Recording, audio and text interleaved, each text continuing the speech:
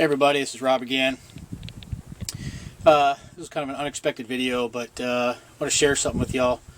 I was out here cleaning my boat the other day, and I noticed the, for lack of better terms, the butt seat that I like to call it, the one that swivels so you can sit upright on the captain's chair, was moving around quite a bit. So, being the curious guy that I am, I started tearing things apart. Figure out what was going on. So here's what I found. So this is what our chair looks like when you take everything off.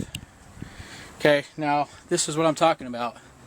This little piece here, what you sit on, you know, that flips up and down on the chair, those are the brackets. Okay, and what is happening is where that bracket turns in, you can see plastic is cracked on both sides. I was like, son of a bitch, how in the world do you fix that? I was like, well, I'm gonna go look for a new chair. Screw it.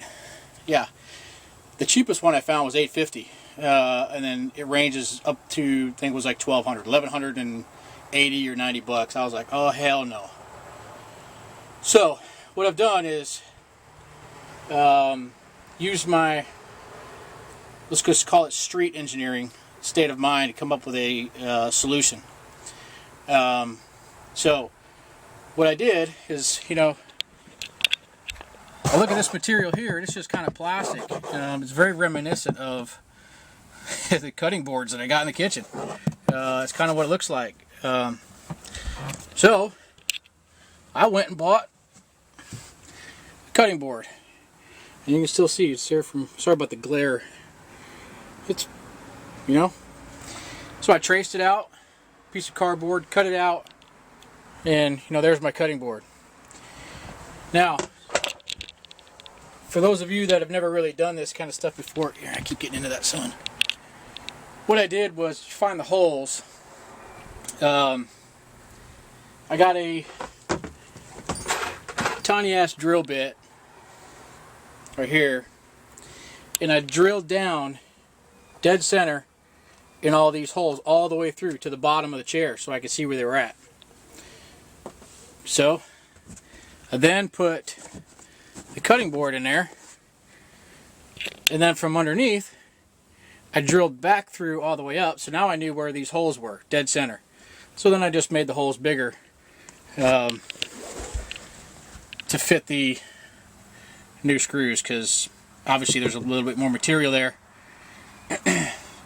So there it is. It could go either way. I think I originally cut it to be that way, but you know, that's kind of street engineering. So what this does is it puts the pressure on this. Now what I'll do when I put it back in here, I'll put a couple of tapping screws in here to hold everything tight. Now, I already had it together once, but I took it back apart so I could make this video. But one thing you got to keep in mind is when you take this off, I don't even know if everybody knows that you can take this off. You'll see here, there's a couple little nipples right here. They correspond with the bottom of your chair, the seat, right? And that's what's meant to lock it in. Just like that, then it pops down. But when you put this new material in there, obviously the height difference is pretty big. So what I'm going to do is I'm going to install some industrial Velcro right here on the bottom, and then right there on the lip, and that'll be it. So I think the cutting board was like $12, and maybe 2 hours worth of work to make sure you get it right. But this is something you know, that you all may come in contact with if you use that little pull-up seat. I use it every time we go out, so my fat ass has been putting a lot of pressure on there. So this is just one solution, but I figured I'd bring this up to everybody's attention. You get that seat, you just pull the bottom of it, pull it up a little bit, and the whole thing just slides out, and then you can see the bottom. But I would check it if I was y'all. Obviously it's not a very good design, not a very thick material under there that Yamaha is using. So what I'll do is I'm going to cut out here and I'll put some stuff together, and then I'll come back and show you where I'm at. Okay, I got it back on there now. So as you can see, I got it bolted back on. You can see here, when I did this, I had to get some longer screws, stainless steel, of course. You know, what was in there was, I think it's 1 inch. So I had to go get 1.25 inch stainless steel to make up for the difference in material. So you can see it ain't moving now. It's nice and sturdy. There's the little anchor points I put in here just to hold that front end. Now what I'll show you,